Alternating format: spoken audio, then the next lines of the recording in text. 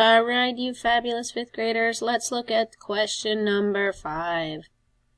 The table below shows the amount of time it took 4 students to make Valentine's Day cards for their classmates. Notice that we've got our 4 students and we have their amount of time in hours. Very important to notice. And then our question, which student finished making Valentines first? I circle that because that is really important. I've got 4 decimals, and when I want to know who is first, that's where I'm going to be ranking or comparing. Not comparing, I apologize, ordering, because we have more than 2. Comparing is 2 decimals. Ordering is 3 or more.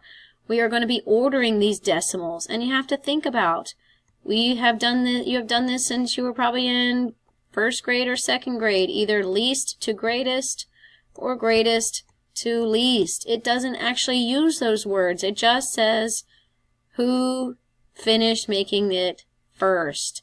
Now, you're used to thinking about first place as probably the greatest amount, because in points and games and scores, the biggest one wins. The biggest one comes in first place. But this is a special type of problem where these amounts are times. And so our first place time is not the one that is the greatest one. It's the one that starts with the least, because the first one that's finished is the one that's done fastest, and fastest means the smallest amount of time. So you have to be really careful with that. So I want to go in here and think about strategies again. I'm filling in those 0 placeholders if I don't have enough, I don't have all the same amount of decimal places. But if I look at this, hundredths, 2 decimal places, 2 decimal places, 2 decimal places, 2 decimal places. This time I don't have anything to fill in, so I can kind of skip that step, but I at least thought about it. All right, now I want to start thinking about ranking them, putting them in order. So ranking those decimals. Again, I already figured out what order I'm going to do, least to greatest. So I start with my greatest place value, my biggest place value, which is my wholes.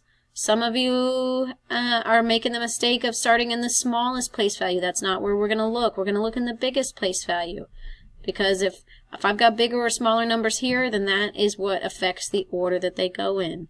So already I know that Colton and Gracie have 2 of the smallest times.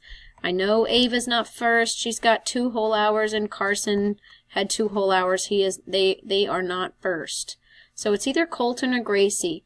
Then I go ahead and look at my next smallest place value. I'm going to look at my tenths place. And I've got 1/10 and I've got 0/10. So now I already know which one has the smallest time. Gracie comes in first. I know Colton is second because he has the least number of holes.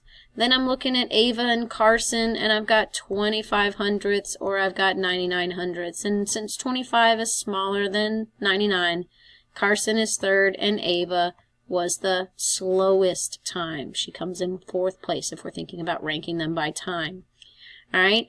Now, this one was pretty easy to find the correct answer choice, because once I knew that Gracie was in first place, she is the only one who has the correct answer, the correct person but what if some of these had the same, what if there was more than one answer choice that had Gracie as a as an answer choice?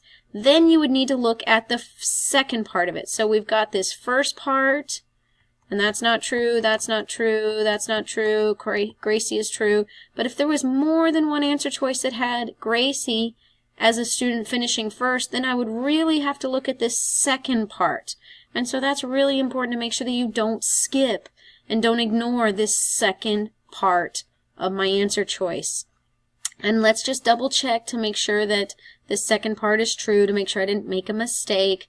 Let me think. 9 hundredths is less than 17 hundredths. That is true. So since both parts of my statement are true, this is my correct answer. But I want to keep going just to kind of show you how if you don't pay attention to the first part, you might get tricked by the second part.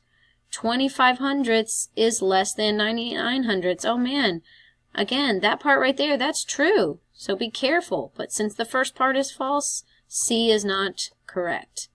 Next part, 1700ths is greater than 1900ths. That also is true.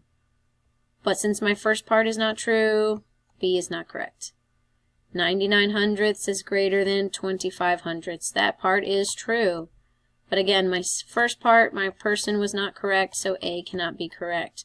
So just be aware that when you've got something and then a because and then something, you're having to pick an answer and then give the reason.